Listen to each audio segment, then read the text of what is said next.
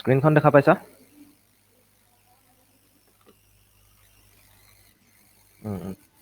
ঠিক আছে।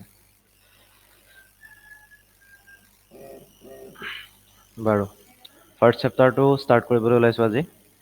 ফাৰ্ষ্ট চেপ্টাৰটো কিহৰ বিষয়ে আছে? আমাৰ সংখ্যাৰ বিষয়ে আছে।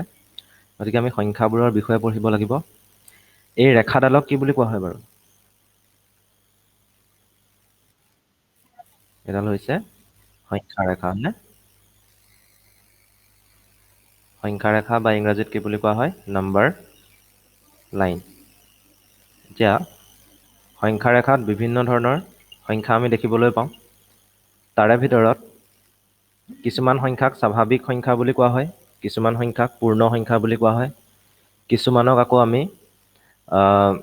অখণ্ড সংখ্যা বুলি কওঁ, কিছুমানক পৰিমেয় সংখ্যা কওঁ, কিছুমানক অপৰিমেয় সংখ্যা কওঁ। এতিয়া প্ৰত্যেকটো সংখ্যাৰ বিষয়ে আমি ভালকৈ জানিব লাগিব। স্বাভাৱিক সংখ্যা। সংখ্যা ৰেখাডালৰ মাজত একেবাৰে কি থাকে বাৰু? একেবাৰে মাজত শূন্য থাকে। এইখিনি শূন্য থাকে। কিতাপত এনেদৰে কোৱা হৈছে, কোনোবা এজন ছাত্ৰ বা ছাত্ৰী শূন্য নহয়, একৰ ফালৰ পৰা, মানে এইখিনি ঠাইৰ পৰা এইফালে গৈ আছে।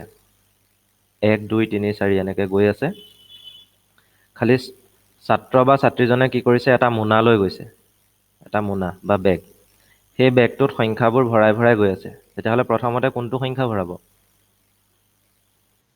1, তাৰপাছতে আহিব 2, তাৰপাছতে 3, 4 এনেকৈ গৈ থাকিলে কি হ'ব? ছাত্ৰ বা ছাত্ৰীজন যেতিয়া গৈ থাকিব এইফালে, তেতিয়া সেই নাম্বাৰখিনি ভৰাই ভৰাই গৈ থাকিব। আটাইতকৈ সৰু কোনটো সংখ্যা ভৰাইছে ইয়াত বেগত? আটাইতকৈ সৰু কোনটো সংখ্যা ভৰাইছে? 1 ভৰাইছে, 2 ভৰাইছে, কোনটো সৰু আটাইতকৈ? 1 নে 2 নে 3 নে 4? 1, হয়নে? গতিকে 1ৰ পৰা আৰম্ভ কৰি যোনবোৰ সংখ্যা, মানে এই মোনাটোত এতিয়া যোনবোৰ সংখ্যা আছে, সেই সংখ্যাবোৰক আমি কি বুলি ক'ব পাৰোঁ? স্বাভাৱিক সংখ্যা বুলি ক'ব পাৰোঁ। গতিকে স্বাভাৱিক সংখ্যাবোৰ ক'ৰ পৰা আৰম্ভ হ'ব? 1ৰ পৰা আৰম্ভ হ'ব। আৰু সেই স্বাভাৱিক সংখ্যাবোৰক এটা প্ৰতীকৰ সহায়ত বুজোৱা হয়। এটা প্ৰতীক লিখি পেলাই আমি এই স্বাভাৱিক সংখ্যাবোৰ বুজাব পাৰোঁ। সেই প্ৰতীকটো কি হয় বাৰু? সেই প্ৰতীকটোক কোনটো আখৰেৰে বুজোৱা হয়? ইংৰাজীৰ কোনটো আখৰ? এন, হয়নে? নেচাৰেল নাম্বাৰৰ পৰা আহিছে। গতিকে আমি এন প্ৰতীকটো দি পেলাই কি বুজাওঁ? স্বাভাৱিক সংখ্যাবোৰক বুজাওঁ। আৰু আটাইতকৈ সৰু স্বাভাৱিক সংখ্যাটোৱে হৈছে কি? 1। কিন্তু যেতিয়া ছাত্ৰ বা ছাত্ৰীজন যেতিয়া এইফালে গৈ থাকিব, 1ৰ পৰা সোঁফালে গৈ থাকিব, তেতিয়া সংখ্যাবোৰ বাঢ়ি বাঢ়ি গৈ থাকিব, হয়নে? কিমান দূৰলৈকে যাব?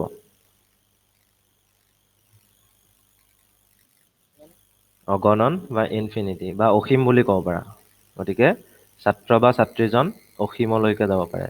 মানে স্বাভাৱিক সংখ্যাবোৰ 1ৰ পৰা আৰম্ভ কৰিছে, কিন্তু শেষ হোৱা নাই। এইখিনি গৈয়ে থাকিব এইফালে। বুজি পালা কথাটো? গতিকে স্বাভাৱিক সংখ্যা কোনবোৰ হ'ব? n ইকুৱেলটো লিখিব পাৰোঁ 1, 2, 3 আৰু ইয়াতকৈ যিবোৰ ডাঙৰ সংখ্যা, প্ৰত্যেকটো সংখ্যাই কি হ'ব? স্বাভাৱিক সংখ্যা। শূন্যটো স্বাভাৱিক সংখ্যা বুলি ক'ব পাৰিমনে? নোৱাৰোঁ। গতিকে আটাইতকৈ সৰু স্বাভাৱিক সংখ্যা হৈছে 1 আৰু 1তকৈ ডাঙৰ সংখ্যাবোৰ হৈছে স্বাভাৱিক সংখ্যা। ঠিক আছে, এইখিনি লিখি লোৱাচোন। কপি উলিয়াই লিখি লোৱা। লিখি হ'লে ক'বা খালি।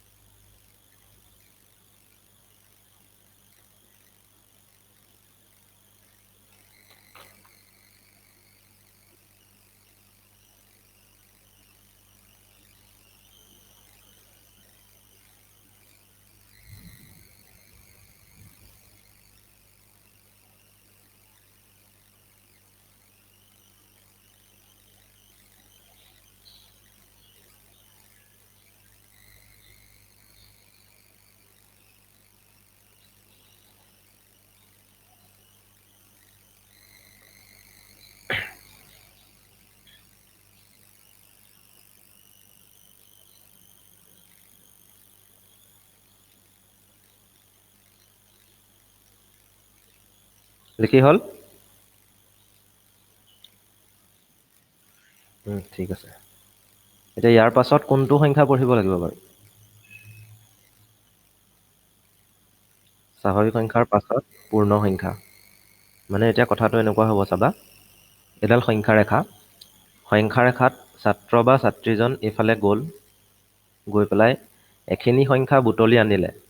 এই বেগটো আছিলে, বেগটোত এখিনি সংখ্যা বুটলিলে 1, 2, 3, 4 আৰু তাতকৈ ডাঙৰ যিবোৰ সংখ্যা আছিলে গোটেই সংখ্যাবোৰ বুটলি আনিলে।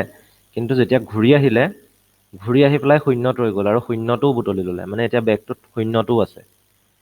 গতিকে বেগটোত স্বাভাৱিক সংখ্যাখিনিতো আছেই, লগতে আৰু এটা সংখ্যা যোগ হ'ল শূন্য সংখ্যাটো। এতিয়া এই যোনখিনি সংখ্যা শূন্যকে আদি কৰি আৰু স্বাভাৱিক সংখ্যাবোৰ, এই গোটেইখিনিক আমি একেলগে কি বুলি কওঁ? এইখিনিক আমি একেলগে কওঁ পূৰ্ণ সংখ্যা বা হোল নম্বৰ। খালি কোনটো প্ৰতীকেৰে বুজোৱা হয়? W, যিহেতু হোল নম্বৰ। W টো ক'ৰ পৰা আহিলে? হোল নম্বৰৰ পৰা আহিছে। গতিকে প্ৰতীকটো হ'ব W। লিখি লোৱাচোন।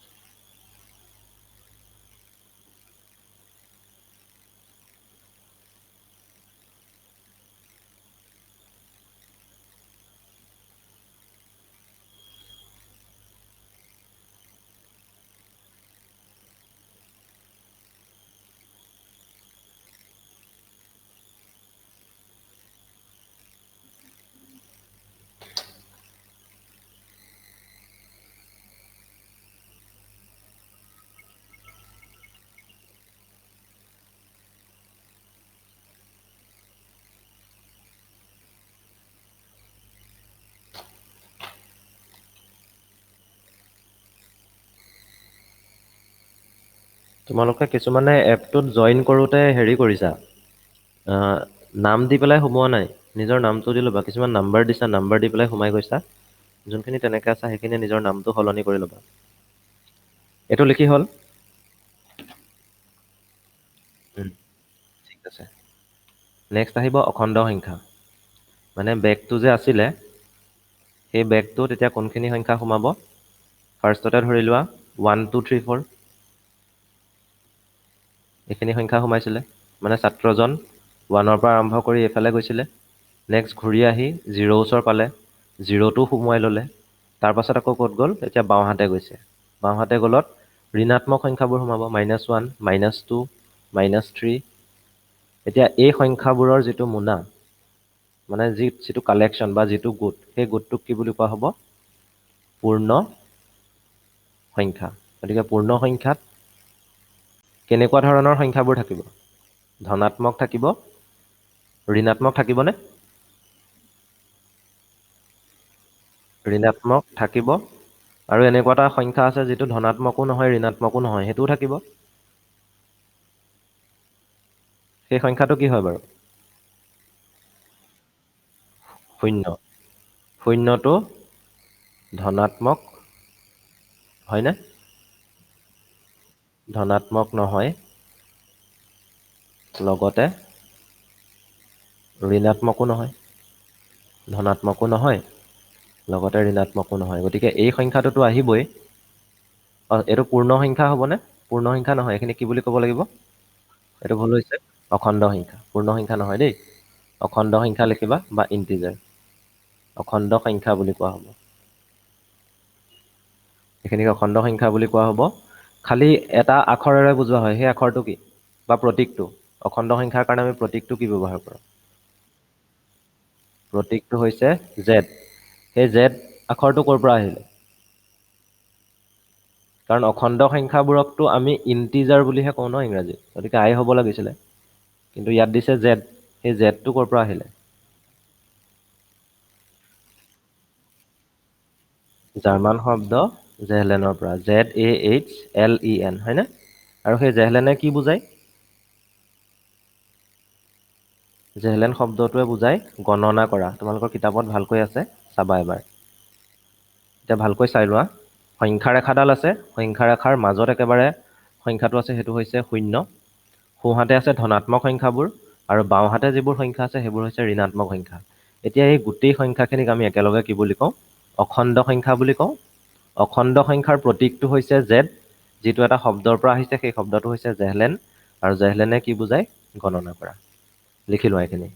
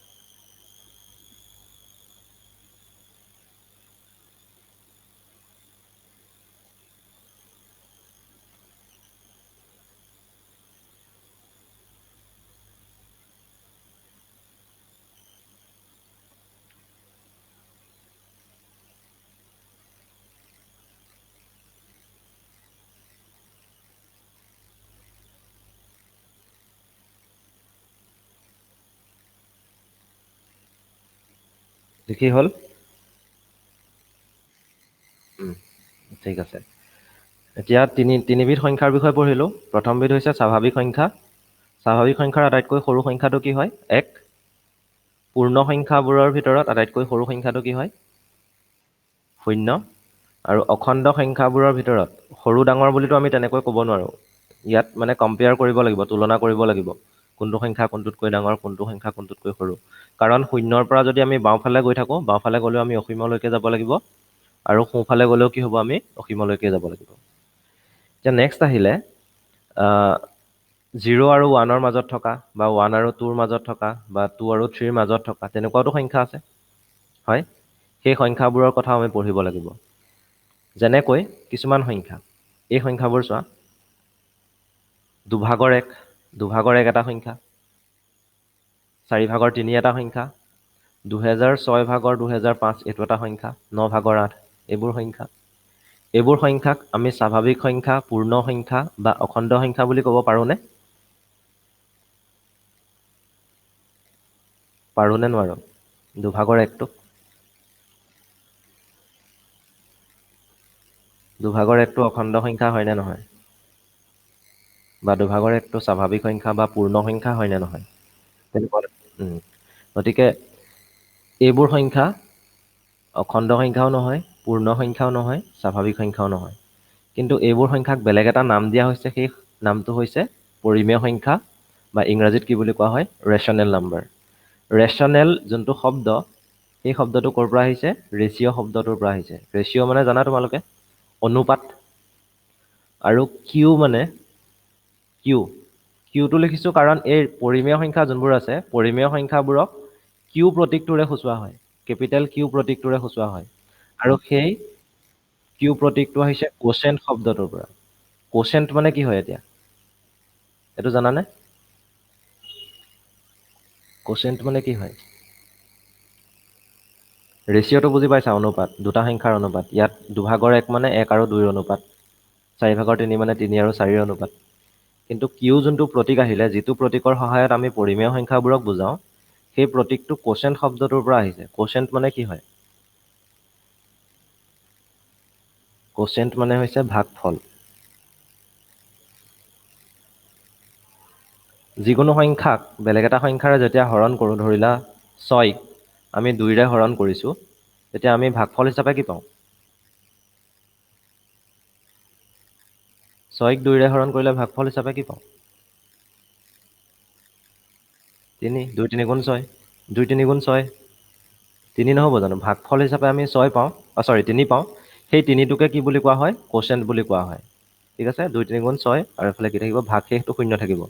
2টোক ভাজক বুলি কোৱা হয়, 3টো ভাগফল, 6টো হৈছে ভাজ্য আৰু 0টো হৈছে ভাগশেষ। ইয়াত যোনটো ভাগফল, সেই ভাগফলটোকে ইংৰাজীত কি বুলি কোৱা হয়? কোচেণ্ট বুলি কোৱা হয়। বুজি পাইছা? ঠিক আছে, এইখিনি লিখি লোৱাচোন। পৰিমেয় সংখ্যাৰ সংজ্ঞা দিব লাগিব, সেইটো ইয়াৰ পাছত আছে বাৰু, সেইটো আমি চাম।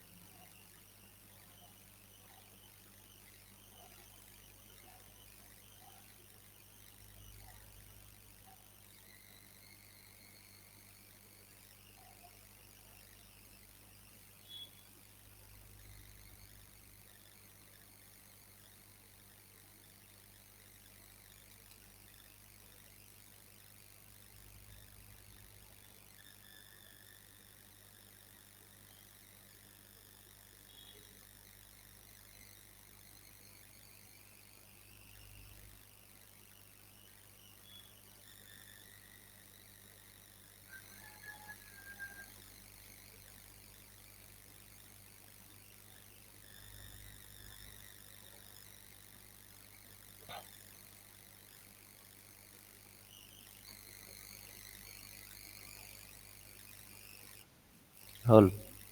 ঠিক আছে। এতিয়া পৰিমেয় সংখ্যাৰ সংজ্ঞাটো ভালদৰে চোৱা। যিবোৰ সংখ্যাক p/q ৰূপত প্ৰকাশ কৰিব পাৰি, p/q ৰূপত প্ৰকাশ কৰিব পাৰি, য'ত p হৈছে এটা অখণ্ড সংখ্যা, q হৈছে এটা অখণ্ড সংখ্যা, খালি এটা ৰেষ্ট্ৰিকশ্যন আছে, সেইটো হৈছে q not equal to 0, মানে q কেতিয়াও শূন্য হ'ব নোৱাৰে। যেনেকৈ ধৰি লোৱা, দুভাগৰ একটোৰ কথাকে কৈছোঁ। একটোক যদি মই p বুলি ধৰোঁ, 2টোক যদি মই q বুলি ধৰোঁ, তেতিয়াহ'লে আমি দুভাগৰ একটোক কি কৰিছোঁ? p/q ৰূপত প্ৰকাশ কৰিছোঁ। আৰু যিকোনো সংখ্যাক যেতিয়া আমি p/q ৰূপত প্ৰকাশ কৰিব পাৰোঁ, য'ত q not equal to 0, তেনেকুৱা ধৰণৰ সংখ্যাবোৰকে আমি কি বুলি ক'ব পাৰোঁ? পৰিমেয় সংখ্যা বুলি ক'ব পাৰোঁ। যেনেকৈ 3 সংখ্যাটো। 3 সংখ্যাটো স্বাভাৱিক সংখ্যা হয়নে? পূৰ্ণ হয়নে? অখণ্ড হয়নে?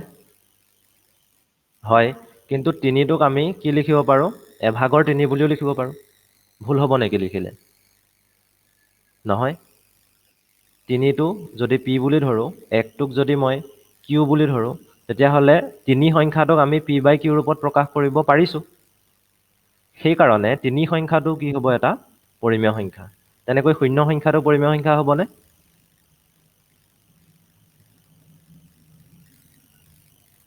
হ'ব। কাৰণ 0 সংখ্যাটোক p/q ৰূপত প্ৰকাশ কৰিব পাৰোঁ, য'ত p আৰু q অখণ্ড সংখ্যা।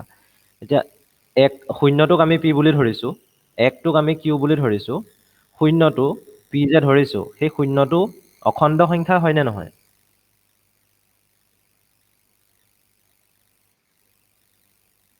0টো অখণ্ড সংখ্যা হয়নে নহয়? হয়। তলত যোনটো 1 আছে, যাক আমি q বুলি ধৰিছোঁ, সেইটোতো অখণ্ড সংখ্যা। গতিকে যিকোনো সংখ্যাকে আমি যদি p/q ৰূপত প্ৰকাশ কৰিব পাৰোঁ, য'ত pটো এটা অখণ্ড সংখ্যা, qটো এটা অখণ্ড সংখ্যা, আৰু লগতে q not equal to 0, খালি q 0 হ'ব নোৱাৰে। q 0 হ'লেই সেইটো মিনিংলেছ হৈ যাব, অৰ্থহীন হৈ যাব। গতিকে এনেকুৱা ধৰণৰ সংখ্যাবোৰকে আমি কি বুলি কওঁ? পৰিমেয় সংখ্যা বুলি কওঁ। এতিয়ালৈকে আমি যোনবোৰ সংখ্যাৰ কথা পঢ়িলোঁ, মোনাটোত যে আমি কৈছিলোঁ সংখ্যাবোৰ আছে বুলি, 1, 2, 3, 4, এনেকুৱা ধৰণৰ সংখ্যাবোৰক আমি p/q ৰূপত প্ৰকাশ কৰিব পাৰিমনে? পাৰিম। 0 সংখ্যাটোক পাৰিমনে? আৰু আৰু ঋণাত্মক সংখ্যাবোৰক? পাৰিম। গতিকে এতিয়ালৈকে আমি যোনবোৰ সংখ্যা পঢ়িলোঁ, অখণ্ড সংখ্যাবোৰ, প্ৰত্যেকটো অখণ্ড সংখ্যাই হৈছে এটা পৰিমেয় সংখ্যা। কিন্তু তাৰ বাহিৰেও আৰু কিছুমান পৰিমেয় সংখ্যা আছে, যিখিনি আমি অলপ আগতে ডিছকাছ কৰিছিলোঁ। সেইবোৰ হৈছে যেনেকৈ 2 ভাগৰ 1, 3 ভাগৰ 1, 4 ভাগৰ 1, এনেকুৱা ধৰণৰ সংখ্যাবোৰো এই মোনাটোৰ ভিতৰত যেতিয়া সোমোৱাই দিম, 4 ভাগৰ 1 ধৰা, 3 ভাগৰ 1 ধৰা, এনেকুৱা সংখ্যাবোৰো যেতিয়া সোমাই দিম, এই প্ৰত্যেকটো সংখ্যাকে আমি কি বুলি ক'ব পাৰোঁ? পৰিমেয় সংখ্যা বা ৰেচনেল নাম্বাৰ। ক্লিয়াৰ হৈছেনে বস্তুটো? হৈছে। গতিকে আমি এতিয়ালৈকে যিবোৰ সংখ্যা পঢ়িলোঁ, স্বাভাৱিক সংখ্যা হওক, অখণ্ড সংখ্যা হওক, পূৰ্ণ সংখ্যা হওক, প্ৰত্যেকটো সংখ্যাই পৰিমেয় সংখ্যা। তাৰ লগতে যিবোৰ সংখ্যাক আমি ভগ্নাংশৰ ৰূপত প্ৰকাশ কৰিব পাৰোঁ, মানে পি বাই কিউৰ ৰূপত প্ৰকাশ কৰিব পাৰোঁ, য'ত পি আৰু কিউ অখণ্ড সংখ্যা, লগতে কিউ নট ইকুৱেল টু 0, তেনেকুৱা সংখ্যাবোৰ হৈছে পৰিমেয় সংখ্যা। এইখিনি লিখি লোৱা।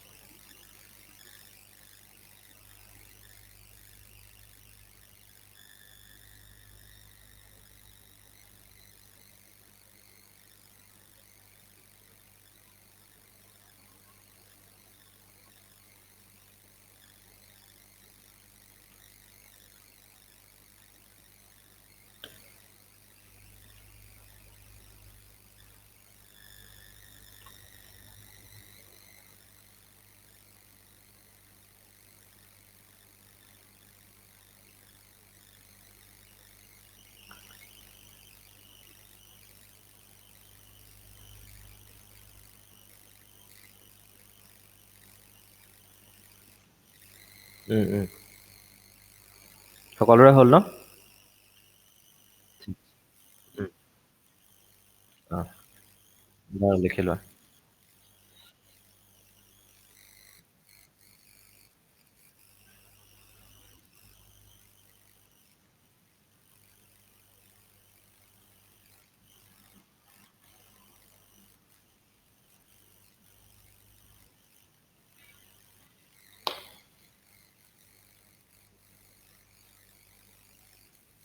নতুনকৈ জইন কৰাজন মিউট কৰি লোৱা নিজক।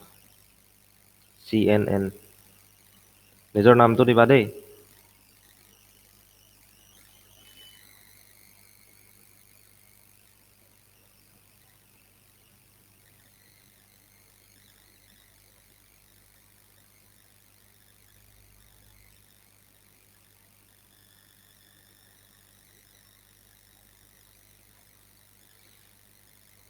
নেক্সট পেজলৈ নিছোঁ দেই। নেক্সট পেজখন চোৱা। এই লাইনটো ভালকৈ পঢ়াচোন, বুজি পাবা নাই মোক কোৱা। বুজি পালানে নাই পোৱা? ভালকৈ পঢ়ি লোৱা, তাৰপিছত ক'বা।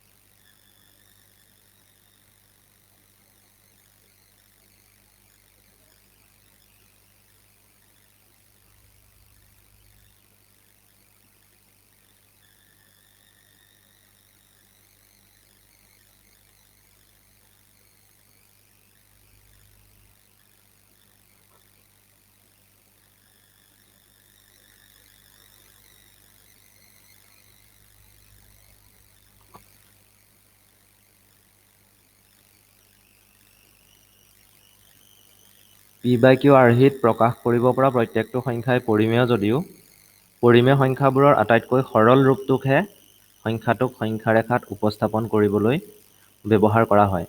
ইয়াতে মই যিকেইটা সংখ্যা লিখি থৈছোঁ, 100/50 বা 50/25 বা 2/1, এই সংখ্যাবোৰ পৰিমেয় সংখ্যা হয়নে? হয়নে নহয়? হয়, হয়। কিন্তু এটা নতুন শব্দ দেখিছা ইয়াতে, সহমৌলিক বুলি আছে। সহমৌলিক মানে কি হয় জানানে নাই? মৌলিক মানেতো সকলোৱে জানা। যিবোৰ সংখ্যাৰ উৎপাদক মাত্ৰ দুটা, সেই সংখ্যাবোৰেই হৈছে মৌলিক সংখ্যা। কিন্তু সহমৌলিক মানে কি? সহমৌলিক শব্দটোৰ অৰ্থ কি? ধৰি লোৱা 50 আৰু 100। 50 আৰু 100 সংখ্যা দুটা দেই। 50 আৰু 100 সংখ্যা দুটা। আমি সেই সংখ্যা দুটাৰ উৎপাদক উলিয়াবলৈ যত্ন কৰিছোঁ। 50 সংখ্যাটোৰ উৎপাদক 1 হ'বনে? 1 হয়নে নহয় 50 সংখ্যাটোৰ উৎপাদক? হয় 2 হ'ব, 5 10 হ'ব, 50ও হ'ব। এতিয়া 100 সংখ্যাটোৰ কাৰণে লিখিব পাৰোঁ উৎপাদক 1 2 5 10 50, 4ও হ'ব তাত, 25 হ'ব আৰু কি হ'ব 100 হ'ব। হয়, এতিয়া চোৱা সাধাৰণ উৎপাদকখিনি চোৱা 50 আৰু 100ত থকা কমন থকা কেইটা চাব লাগিব। ইয়াত 1 আছে, 1টো কমন আছে দুইটাতে, 2টো আছেনে? আছে, 5 আছে। হয়, গতিকে 50 আৰু 100 যিকেইটা সংখ্যা লৈছিলোঁ, সেই সংখ্যাকেইটাত আমি উৎপাদক পাইছোঁ আৰু সেই উৎপাদকত সাধাৰণ উৎপাদক হিচাপে 1 আছে, 2 আছে, 5 আছে, 10ও আছে, 50 আছে বা 25 আছে। যিবোৰ সংখ্যাৰ উৎপাদক 1তকৈ বেছি থাকে, এটা সংখ্যাতকৈ বেছি থাকে, 1টোতো থাকিবই সাধাৰণ উৎপাদক হিচাপে। সাধাৰণ উৎপাদক 1 সংখ্যাটোতকৈ আৰু বেলেগ কিবা যদি থাকে, তেনেকুৱা সংখ্যাবোৰক আমি সহমৌলিক বুলি ক'ব নোৱাৰোঁ। গতিকে 50 আৰু 100 দুইটাৰে সাধাৰণ উৎপাদক হিচাপে আমি 1 পাইছোঁ, 2 পাইছোঁ, 5 পাইছোঁ, 10 পাইছোঁ। সেইকাৰণে 50 আৰু 100 এই সংখ্যা দুটাক আমি সহমৌলিক বুলি ক'ব নোৱাৰোঁ। কিন্তু যদি 2 আৰু 1, 2 লৈছোঁ আৰু 1 লৈছোঁ, 2ৰ উৎপাদক কি পাম আমি? 2ৰ উৎপাদক কি হ'ব? এটা 2 হ'ব আৰু এটা 1 হ'ব। হয়? 1ৰ উৎপাদক কি আছে? 1। গতিকে 2 আৰু 1ৰ সাধাৰণ উৎপাদক মাত্ৰ 1 নহয় জানো? আৰু কিবা পাম জানো? নাপাওঁ। সেইকাৰণে 2 আৰু 1 এই সংখ্যা দুটাক আমি কি বুলি ক'ব পাৰিম? সহমৌলিক বুলি ক'ব পাৰিম। 3 আৰু 4ক পাৰিমনে? 3 আৰু 4 চোৱা। 3 সংখ্যাটোৰ উৎপাদক 1 আৰু 3। 4 সংখ্যাটোৰ উৎপাদক 1, 2 আৰু কি পাম? 4। সাধাৰণ উৎপাদক হিচাপে কি আছে? 1 আছে। সেইটো কাৰণে 3 আৰু 4 এই দুটাক সহমৌলিক বুলি ক'ব পাৰিমনে? পাৰিম। বুজি পালানে কথাটো এতিয়া? গতিকে 100 আৰু 50 এই দুটা সহমৌলিক নহয়। 50 আৰু 25 এইকেইটাও সহমৌলিক নহয়। কিন্তু 2 আৰু 1 এইকেইটা সহমৌলিক হয়। গতিকে 100 ভাগৰ 50 সেইটোকে আমি 2 ভাগৰ 1 বুলি লিখিব নোৱাৰোঁ জানো? পাৰোঁ। বা 50 ভাগৰ যিটো 25 আছে, সেইটোকো আমি 2 ভাগৰ 1 হিচাপে লিখিব পাৰোঁ। সেইকাৰণে সংখ্যাৰেখাডাল যদি আঁকো, য'ত 100 ভাগৰ 50 এই পৰিমেয় সংখ্যাটো ওলায়, এই পৰিমেয় সংখ্যাটোক আমি এনেকৈ ৰিপ্ৰেজেণ্ট নকৰোঁ বা উপস্থাপন নকৰোঁ। 100 ভাগৰ 50 সংখ্যাটোকো আমি কি কৰিব লাগিব? 2 ভাগৰ 1 হিচাপেহে উপস্থাপন কৰিব লাগিব। কাৰণ আটাইতকৈ সৰল ৰূপটোতহে সংখ্যাকেইটা কেনেকৈ থাকে? সহমৌলিক হিচাপে থাকে। সহমৌলিক, য'ত সংখ্যাকেইটাৰ সাধাৰণ উৎপাদক মাত্ৰ 1। বুজি পাইছানে নাই পোৱা?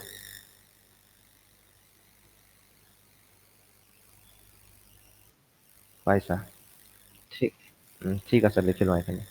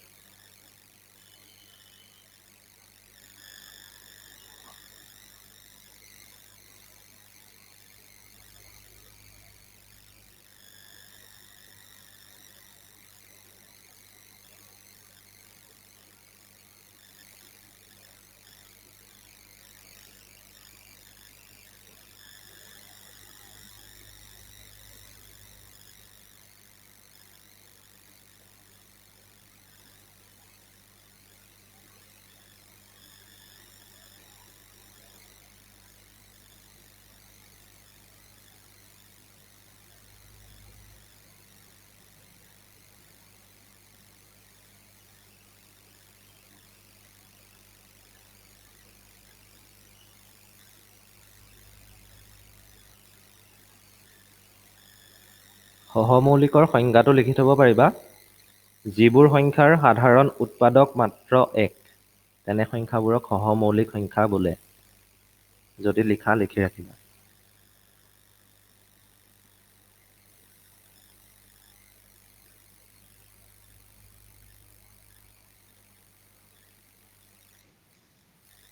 যিবোৰ সংখ্যাৰ সাধাৰণ উৎপাদক মাত্ৰ এক, তেনে সংখ্যাবোৰক সহমৌলিক সংখ্যা বোলে।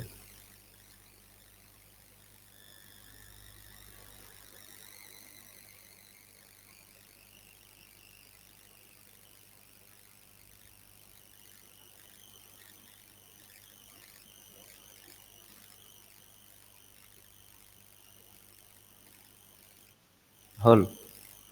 ঠিক আছে। এতিয়া পৰিমেয় সংখ্যাৰ সংজ্ঞা কেনেকৈ দিম?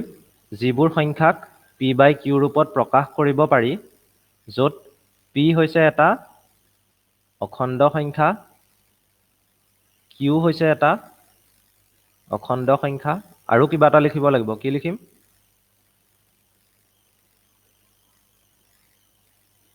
আৰু কি লিখিব লাগিব? Q not equal to 0। কেতিয়াও কিউ শূন্য হ'ব নোৱাৰে। গতিকে এই কেইটা কথা লিখিবই লাগিব যেতিয়া আমি পৰিমেয় সংখ্যাৰ সংজ্ঞা দিম। এতিয়া এইখিনি হ'ল, সংজ্ঞাখিনি হ'ল বাৰু, কনচেপ্টখিনিও হৈ গ'ল। এতিয়া আছে উদাহৰণ।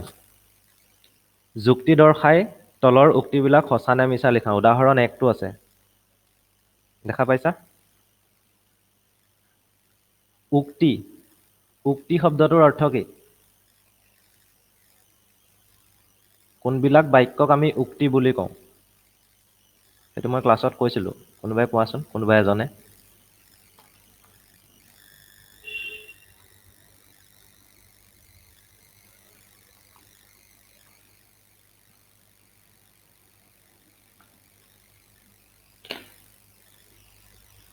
কোনে ক'বা? অংগৰাগ আছা নাই? অংগৰাগ?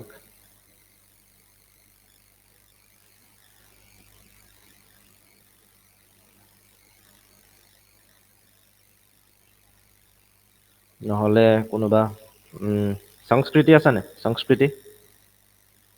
উক্তি মানে কি হয়? প্ৰশ্নটোত উক্তি বুলি আছে। উক্তি মানে কি বুজা? কোৱাচোন, কোনোবা এজনে কোৱা।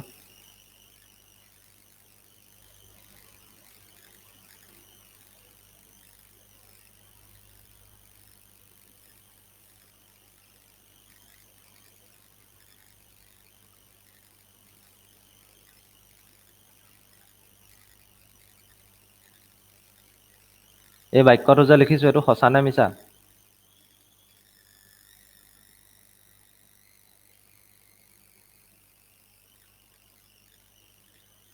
যিটো বাক্য লিখিছো মই, সেই বাক্যটো সঁচা নে মিছা?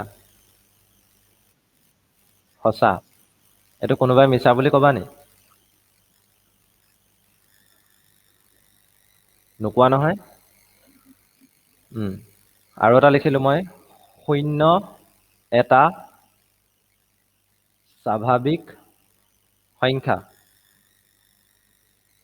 এইটো সঁচা নে মিছা? মিছা। গতিকে যিবোৰ বাক্যক আমি সঁচা বুলি ক'ব পাৰোঁ, নহ'লে বা মিছা বুলি ক'ব পাৰোঁ।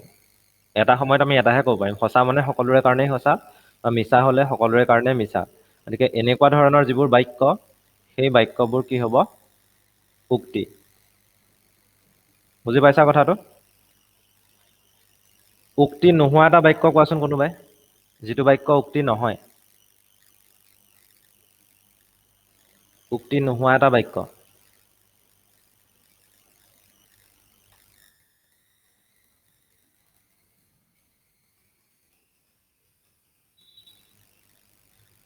ভাৰ্গৱ আছে নাই? ভাৰ্গৱ ক্লাছত আছা নে?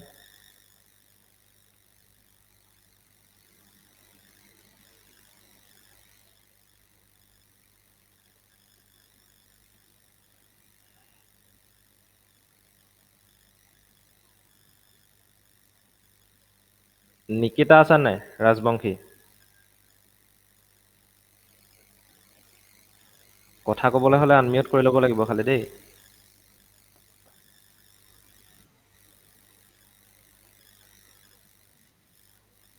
হুম কৈছিলা কিবা এটা কোৱাচোন। সি এটা ভাল ল'ৰা। উম, সি এটা ভাল ল'ৰা। সি বুলি ক'লে স্পেচিফিক নহ'ব। কোনোবা এজন ল'ৰাৰ নাম ধৰি লোৱা অংকুৰ।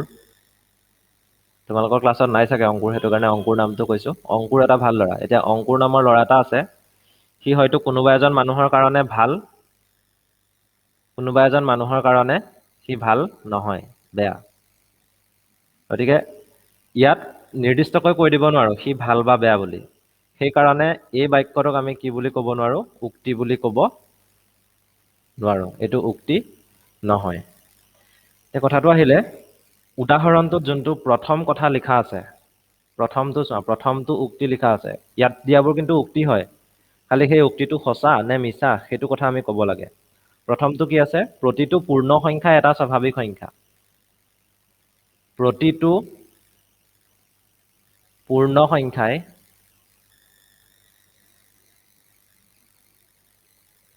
এটা স্বাভাৱিক সংখ্যা। এইটো উক্তি সঁচা নে মিছা? মিছা। কাৰণ স্বাভাৱিক সংখ্যাবোৰ ক'ৰ পৰা আৰম্ভ হয়? একৰ পৰা। 1, 2, 3, 4। এইবোৰ হৈছে স্বাভাৱিক সংখ্যা। কিন্তু পূৰ্ণ সংখ্যাবোৰ শূন্যৰ পৰাই আৰম্ভ হয়। 0, 1, 2, 3, 4। এতিয়া চাবা, প্ৰতিটো পূৰ্ণ সংখ্যাই এটা স্বাভাৱিক সংখ্যা নহয়, কাৰণ শূন্য সংখ্যাটো পূৰ্ণ সংখ্যা হয়, যদিও শূন্য সংখ্যাটো স্বাভাৱিক সংখ্যা নহয়। এনেকৈ ক'লে হ'বনে? কাৰণ আমি উক্তিটো মিছা বা সঁচা বুলি ক'লেও তাত আমি তাৰ কাৰণটো দিব লাগিব। কাৰণটো সেইটো হ'ব নাই? প্ৰতিটো পূৰ্ণ সংখ্যাই এটা স্বাভাৱিক সংখ্যা নহয়, কাৰণ শূন্য সংখ্যাটো এটা পূৰ্ণ সংখ্যা হয়, যদিও শূন্য সংখ্যাটো স্বাভাৱিক সংখ্যা নহয়। সেইটো লিখিলেই হ'ব। কিতাপৰ পৰা চাই লিখি ল'বা, এইটো পাৰিবা নিজে। খালি উদাহৰণখিনি গোটেইখিনি কৰিবা দেই ঘৰত, নকৰাকে নাথাকিবা। নেক্সটটো চোৱা, 1 নম্বৰটো হৈ গ'ল বুলি মই ধৰি লৈছো, পাৰিবা। বাৰু নেক্সটটো কৰাৰ আগতে মই এটা কথা কওঁ। এটা উক্তি মই কৈছো, সেই উক্তিটো সঁচা নে মিছা ক'বা। শূন্যতকৈ ডাঙৰ প্ৰত্যেকটো পূৰ্ণ সংখ্যাই স্বাভাৱিক সংখ্যা।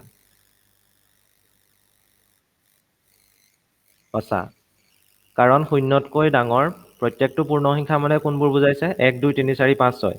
আৰু সেই সংখ্যাবোৰৰ প্ৰত্যেকটোৱেই কি হয়? স্বাভাৱিক সংখ্যা হয়। এইটো লিখি থবাচোন তোমালোকে। 1 নম্বৰ প্ৰশ্নটো যেতিয়া কৰিবা, তাৰ ছাইডতে লিখি থবা, শূন্যতকৈ ডাঙৰ প্ৰত্যেকটো পূৰ্ণ সংখ্যাই স্বাভাৱিক সংখ্যা। এইটো লিখি ৰাখিবা। উক্তিটো সঁচা নে মিছা সেইটোও লিখিবা। সেইটোতো পাৰিবাই। এতিয়া দ্বিতীয়টো আহিলে, দ্বিতীয়টো চোৱা। প্ৰতিটো অখণ্ড সংখ্যাই এটা পৰিমেয় সংখ্যা। প্ৰতিটো অখণ্ড সংখ্যাই এটা পৰিমেয় সংখ্যা। এইটো কথাটো কৈছিলোৱেই। হ'বনে নহয়? সত্য। ইয়াত এম বুলি লিখিছে খালি, যিকোনো এটা অখণ্ড সংখ্যা ধৰি লৈছে। অখণ্ড সংখ্যাটো ধৰিছে কি? এম। এমটো ধনাত্মকো হ'ব পাৰে, ঋণাত্মকো হ'ব পাৰে বা শূন্যও হ'ব পাৰে। জেনেৰেলি এটা ধৰি লৈছে। কিন্তু সেই এম সংখ্যাটোকে আমি কি বুলি লিখিব পাৰোঁ? m/1 বুলি লিখিব পাৰোঁ। য'ত এমটো হৈছে এটা পূৰ্ণ, চৰি, য'ত এমটো হৈছে এটা অখণ্ড সংখ্যা আৰু 1টো হৈছে এটা অখণ্ড সংখ্যা। মানে এম সংখ্যাটোক আমি p/q ৰূপত প্ৰকাশ কৰিব পাৰিছোঁ। সেইকাৰণে আমি ক'ব পাৰোঁ যে প্ৰত্যেকটো অখণ্ড সংখ্যাই পৰিমেয় সংখ্যা। থাৰ্ডটো চোৱা এতিয়া। থাৰ্ডটো, এইকেইটা তোমালোকে নিজে কৰি ল'বা কিতাপৰ পৰা। থাৰ্ডটো চোৱা, প্ৰতিটো পৰিমেয় সংখ্যাই এটা অখণ্ড সংখ্যা। হয়নে নহয়? নহয়। যিকোনো এটা উদাহৰণ দিলেই হয়, যোনটোত নহয় মানে। নোহোৱা এটা উদাহৰণ দিলেই হ'ব। যেনেকৈ ফাৰ্ষ্টৰটো আমি মিছা বুলি কৈছিলোঁ। তাত যোনটো সংখ্যা পূৰ্ণ হয়, কিন্তু যোনটো সংখ্যা স্বাভাৱিক নহয়, তাৰ কথা কৈছিলোঁ। তেনেকৈ আমি ইয়াত এটা সংখ্যাৰ কথা ক'ব লাগিব, যিটো সংখ্যা পৰিমেয় হয় কিন্তু অখণ্ড নহয়। যিকোনো এটা লিখি দিলা, 2/3 লিখি দিয়া, 4/3 হ'ব, 5/6 হ'ব, যিকোনো 6/5 হ'ব, 5/6 হ'ব, যিকোনো সংখ্যা p/q ৰূপত থকা যিকোনো সংখ্যা, খালি এই সংখ্যাটো কি হ'ব নালাগিব, অখণ্ড হ'ব নালাগিব, সেইটো মনত ৰাখিবা। যদি 4/2 লিখি দিয়া, এইটো হ'বনে?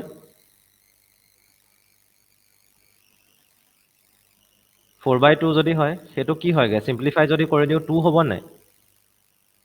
গতিকে 4/2 পৰিমেয়ও হয়, লগতে 4/2 অখণ্ডও হয়। এনেকুৱা উদাহৰণ দিলে নহ'ব। আমি উদাহৰণটো এনেকুৱা দিব লাগিব, যোনটো পৰিমেয় হয় কিন্তু অখণ্ড নহয়। তেনেকুৱা ধৰণৰ উদাহৰণ দিলেহে হ'ব। এইটো নিজে চালেই গম পাবা তোমালোকে। তাৰপাছত আহিলে উদাহৰণ 2। 1টো কৰিব পাৰিবা নহয় নিজে? ঠিক আছে। এতিয়া উদাহৰণ 2টো চোৱা। উদাহৰণ 2টোত কি কৈছে? 1 আৰু 2ৰ মাজত থকা 5টা পৰিমেয় সংখ্যা। মানে সংখ্যা ৰেখাডাল যে আছে, সেই সংখ্যা ৰেখাডালত 0 আছে মাজত, তাৰপাছত 1 আছে, আৰু সমান ব্যৱধানত 2 আছে। কিন্তু 1 আৰু 2ৰ মাজত অসংখ্য, ইয়াত অসংখ্য পৰিমেয় সংখ্যা আছে। অসংখ্য পৰিমেয় সংখ্যা 1 আৰু 2ৰ মাজত আছে। মানে যিকোনো পৰিমেয় সংখ্যাৰ মাজত অসংখ্য পৰিমেয় সংখ্যা থাকিব পাৰে। এতিয়া কথাটো হ'ল, 1 আৰু 2ৰ মাজত আমি কি কৰিব লাগিব? 5টা পৰিমেয় সংখ্যা উলিয়াই দেখুৱাব লাগিব। তেতিয়া কি কৰিম আমি? তেতিয়া আমি কি কৰিম? কি কৰিব লাগিব চোৱা, আমাক যিকেইটা সংখ্যা দিয়া আছে সেই সংখ্যাকেইটা ফাৰ্ষ্টতে লিখিম। 1 আৰু 2। এইখিনিত 1 আছে, এইখিনিত ধৰা 2 আছে। এনেকৈ ভাবি লোৱা এডাল সংখ্যা ৰেখা। এতিয়া একেবাৰে মাজত সেই সংখ্যাটো পাম, যোনটো সংখ্যা আমি 1 আৰু 2 যোগ কৰি তাক 2ৰে হৰণ কৰোঁ। সেইটো কি হ'বগে? মানে সৰু সংখ্যাটো আৰু ডাঙৰ সংখ্যাটো, সেই দুটা যোগ কৰিবা মাজত, যোগ কৰি পেলাই 2ৰে হৰণ কৰিব লাগিব। তেতিয়া আমি 1 আৰু 2ৰ মাজত থকা এটা পৰিমেয় সংখ্যা পাওঁ। সেইটো কি হ'বগে? 3/2। বুজি পালা? কি কৰিব লাগিব? যি দুটা সংখ্যা দিয়া আছে, সেই সংখ্যা দুটা যোগ কৰিম, যোগ কৰি আমি 2ৰে হৰণ কৰিম। গতিকে 1 আৰু 2 যিহেতু দিয়া আছিলে, 1 আৰু 2ক যোগ কৰিলোঁ, 2ৰে হৰণ কৰি দিলোঁ। গতিকে যোনটো সংখ্যা পাইছোঁ, 3/2 বা 2/3, সেই সংখ্যাটো 1 আৰু 2ৰ মাজতেই থাকিব লাগিব। গতিকে 1 আৰু 2ৰ মাজত থকা এটা পৰিমেয় সংখ্যাটো পালোঁ, সেইটো হৈছে 2/3। এতিয়া আৰু 4টা উলিয়াব লাগিব নহয়। আমাক 5টা উলিয়াবলৈ কৈছে। যেনেকৈ 1 আৰু 2ৰ মাজত উলিয়ালোঁ 2/3, তেনেকৈ 1 আৰু 2/3ৰ মাজত উলিয়াব পাৰিমনে? ইহঁতৰ মাজত কোনটো ওলাব? সেইটো ওলাব 1 যোগ 2/3। এইটোকো কিন্তু 2ৰে হৰণ কৰিব লাগিব। বুজি পাইছানে কথাটো, নে নাই পোৱা? পাইছা? খালি এইখিনি চিম্প্লিফাই কৰাটো, সৰল কৰাটো তোমালোকৰ কাম। এইটো এটা ওলাব। তাৰ পাছতে আমি যদি চাওঁ, 2/3 আৰু 2, ইহঁতৰ মাজত এইখিনিত এটা ওলাব। সেই সংখ্যাটো কি হ'ব? 2/3 যোগ 2। ইয়াক আকৌ আমি কিহেৰে হৰণ কৰিব লাগিব? 2ৰে হৰণ কৰিব লাগিব। এনেকৈ 3টা ওলালে। তাৰ পাছত এইটো সংখ্যা আৰু এইটো সংখ্যাৰ মাজত থকা এটা উলিয়াব পাৰা। এইটো সংখ্যা আৰু এইটো সংখ্যাৰ মাজত থকা এটা উলিয়াব পাৰা। তেনেকৈ উলিয়ালেই হ'ল। খালি এইটো অলপ কমপ্লিকেটেড হয় প্ৰচেছটো। ইয়াতকে ইজি এটা আছে। ইজিটো জানা নেকি? দ্বিতীয় সমাধান বুলি যে দিয়া আছে, প্ৰথম সমাধানটো এনেকৈ কৰিব লাগে। দ্বিতীয় সমাধানটো অলপ সহজ হয়। অলপ নহয়, একচুৱেলি বহুতেই সহজ। দ্বিতীয় সমাধানটো চোৱা। প্ৰথম সমাধানটো কৰিবলৈ চেষ্টা কৰিবা। যদি নোৱাৰা, তেতিয়া মোক আকৌ এবাৰ সুধিবা কেনেকৈ কৰে। দ্বিতীয় সমাধানটো চোৱা। যিহেতু আমাক 1 আৰু 2 এই সংখ্যা দুটাৰ কথা কৈছে, আৰু ইহঁতৰ মাজত আমি কেইটা পৰিমেয় সংখ্যা উলিয়াব লাগে সেইটোও জানিব লাগিব। কেইটা উলিয়াবলৈ কৈছে আমাক? 5টা উলিয়াবলৈ কৈছে। যিহেতু 5টা উলিয়াবলৈ কৈছে, তেতিয়া এক সংখ্যাটোক আমি এনেকুৱা এটা পৰিমেয় সংখ্যালৈ ৰূপান্তৰ কৰিব লাগিব, য'ত হৰটো 6 হয়। মানে 5টা উলিয়াবলৈ দিলে 5ৰ লগত 1 যোগ কৰিম। যদি 10টা উলিয়াবলৈ দিয়ে, 10ৰ লগত 1 যোগ কৰিম। যদি 10টা উলিয়াবলৈ দিয়ে, তেতিয়া সংখ্যাটোত হৰ হিচাপে 11 থাকিব লাগিব। যদি 5টা উলিয়াবলৈ দিয়ে, সংখ্যাটোত হৰ হিচাপে থাকিব লাগিব 6, 5 যোগ 1। গতিকে তলত যদি 6 হয় ওপৰত কি হ'ব লাগিব 1 পাবলৈ হ'লে?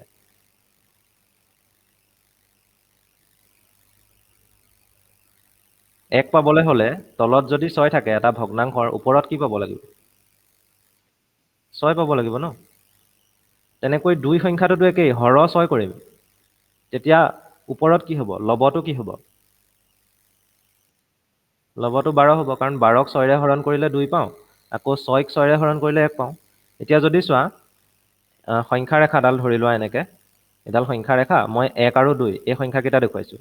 এক সংখ্যাটো কি বুলি আছে? ছভাগৰ 6 বুলি আছে, আৰু 2 সংখ্যাটো কি বুলি আছে? ছভাগৰ 12 বুলি আছে। তেতিয়াহ'লে ছভাগৰ 6 আৰু ছভাগৰ 12ৰ মাজত কি কি সংখ্যা পাবা?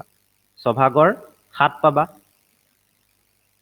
ছভাগৰ 8 পাবা, ছভাগৰ 9 পাবা, ছভাগৰ 10 পাবা, আৰু কি পাবা? ছভাগৰ 11। বুজি পালা? এটা, দুটা, তিনিটা, চাৰিটা আৰু 5টা। গতিকে এনেকৈ ওলাব। যেটা সংখ্যা দিয়া থাকে খালি তাতকৈ 1 বেছি কৰিব লাগিব হৰ। বুজি পাইছা কথাটো? ঠিক আছে। এতিয়া মই বেলেগ এটা প্ৰশ্ন দিছোঁ। 3 আৰু 4 ধৰি লোৱা। 3 আৰু 4 ইহঁতৰ মাজত আমি 7টা পৰিমেয় সংখ্যা উলিয়াব লাগে। 7টা পৰিমেয় সংখ্যা। গতিকে 3 সংখ্যাটোক এনেকুৱা এটা ভগ্নাংশত ৰূপান্তৰ কৰিব লাগিব য'ত হৰ হিচাপে 7 হ'ব নে 8 লিখিব লাগিব ইয়াত? 7টা পৰিমেয় সংখ্যা বিচাৰি উলিয়াব লাগে। গতিকে হৰ হিচাপে কি লাগিব? 7 হ'ব নে 8 হ'ব? 8 হ'ব। এইখিনিত যদি 8 হয় ওপৰত কি থাকিব লাগিব? কিহক 8ৰে হৰণ কৰিলে 3 পাওঁ সেইটো জানিব লাগিব। 24 হয়। তেনেকৈ 4 সংখ্যাটোকো চোৱা। 4 সংখ্যাটোৰ তলতো 8 আহিব। যদি ভগ্নাংশত প্ৰকাশ কৰোঁ তেতিয়া ওপৰত কি হ'ব লাগিব? 32, 32। গতিকে আমি কেইটা সংখ্যা উলিয়াব লাগে? টোটেল 7টা সংখ্যা উলিয়াব লাগে।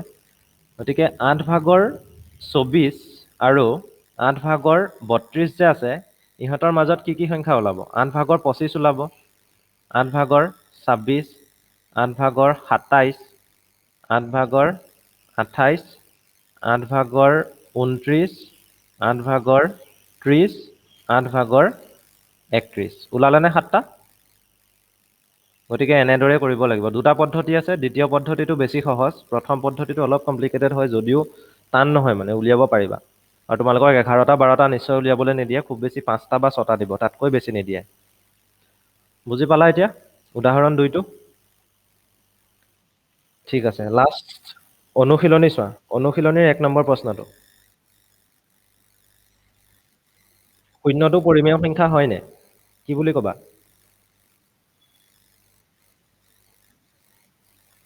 শূন্যটো পৰিমেয় সংখ্যা হয়। ইয়াক p/q ৰূপত প্ৰকাশ কৰিব পাৰিনে? পাৰি। মানে 1 নম্বৰ প্ৰশ্নটো পৰিমেয় সংখ্যা হয়, লগতে ইয়াক p/q ৰূপত প্ৰকাশ কৰিব পাৰি। এই দুটা লিখিব লাগিব। ভালকৈ লিখিবা তোমালোকে। দ্বিতীয় প্ৰশ্নটো অলপ আগতে কৰি দিলোঁ নেকি? 3 আৰু 4ৰ মাজত থকা 6টা পৰিমেয় সংখ্যা কৈছিলে। মইতো 7টা উলিয়াই দেখুৱালোঁ তোমালোকক। এনেকৈ কেইটামান সংখ্যা নিজে বাছি ল'বা, বাছি পেলাই কৰিবাচোন। যিকোনো সংখ্যা বাছি ল'বা। তাৰ পাছতে আহিলে 5 ভাগৰ 3 আৰু কিমান দিছে? 5 ভাগৰ 4। এই সংখ্যা দুটাৰ মাজত থকা কেইটা পৰিমেয় সংখ্যা কৈছে? 5টা পৰিমেয় সংখ্যা। এতিয়া কি কৰিবা?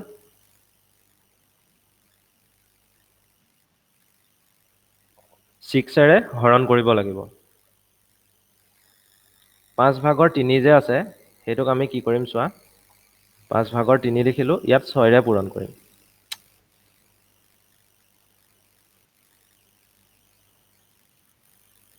5 ভাগৰ 3 আছে, পূৰণ কৰিব লাগিব। ইয়াত 6 দিম, ইয়াতো 6 দিম।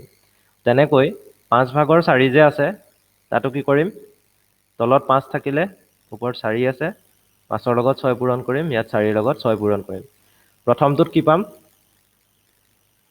30 ভাগৰ 18। দ্বিতীয়টোত কি পাম? 30 ভাগৰ 24। এতিয়া 30 ভাগৰ 18 আৰু 30 ভাগৰ 24 ইহঁতৰ মাজত আমাৰ 5টা পৰিমেয় সংখ্যা ওলাবনে? 19, 20, 21, 22, 23 ওলাব। গতিকে কৰিবা খালি 19, 20, 21, 22, 23 লিখি নথবা 30 ভাগৰ 19, 30 ভাগৰ 20 তেনেকে লিখিব লাগিব। সেইটো কৰিবা তোমালোকে। লাষ্ট আহিলে 4 নম্বৰ প্ৰশ্ন। 4 নম্বৰ প্ৰশ্নৰ প্ৰথমটো কোৱা। প্ৰতিটো স্বাভাৱিক সংখ্যাই এটা পূৰ্ণ সংখ্যা হয়নে নহয়? হয়, উক্তিটো শুদ্ধ। তাৰ পাছতে আহিলে দ্বিতীয়টো। প্ৰতিটো অখণ্ড সংখ্যাই এটা পূৰ্ণ সংখ্যা।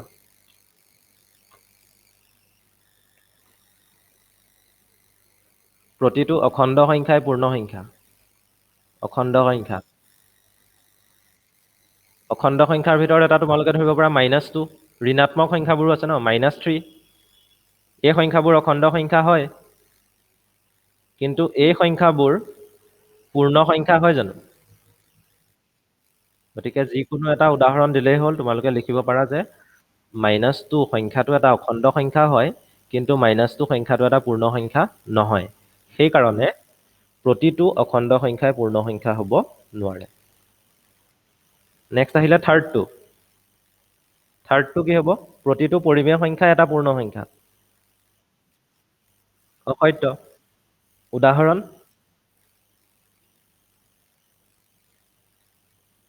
এনেকুৱা এটা পৰিমেয় সংখ্যা যিটো পূৰ্ণ সংখ্যা নহয়, তেনেকুৱা এটা উদাহৰণ দিলেই হ'ল।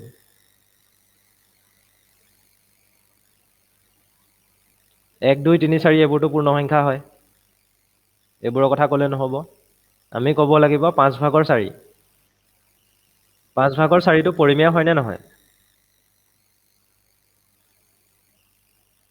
পি বাই কিউ ৰূপত প্ৰকাশ কৰিব পাৰি 5 ভাগৰ 4টো। গতিকে 5 ভাগৰ 4টো পি বাই কিউ ৰূপত প্ৰকাশ কৰিব পাৰি মানে এইটো হৈছে এটা পৰিমেয় সংখ্যা। কিন্তু এইটো অখণ্ড সংখ্যা হয়নে? 5 ভাগৰ 4টো? অখণ্ড সংখ্যা হয় নে নহয়? 5 ভাগৰ 4 অখণ্ড সংখ্যা নেকি? নহয়। গতিকে 5 ভাগৰ 4টো এটা পৰিমেয় সংখ্যা হয়, কিন্তু পূৰ্ণ সংখ্যা কৈছে ন? 5 ভাগৰ 4টো এটা পৰিমেয় সংখ্যা হয়, কিন্তু পূৰ্ণ সংখ্যা নহয়। সেইটো ক'লেই হ'ল। গতিকে এইখিনিলৈকে কৰিব পাৰিবা? অনুশীলনী 1.1টো শেষ হ'ল বুলি ধৰিব পাৰোঁ নে নোৱাৰোঁ এতিয়া? পাৰি। ঠিক আছে। এইটো তোমালোকে কৰিবা গোটেইখিনি। নেক্সট ক্লাছত অপৰিমেয় সংখ্যাটো ডিছকাছ কৰিম।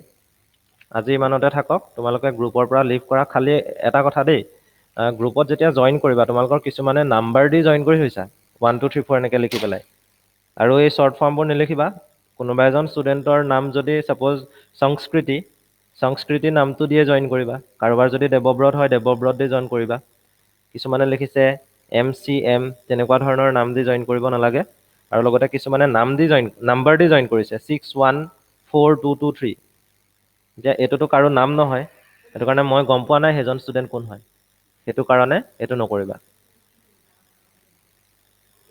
অ' টি পিটো দিব নালাগে মানে। নামটো দিবা। নামৰ সলনিত নাম দিবা, নামৰ জেগাত।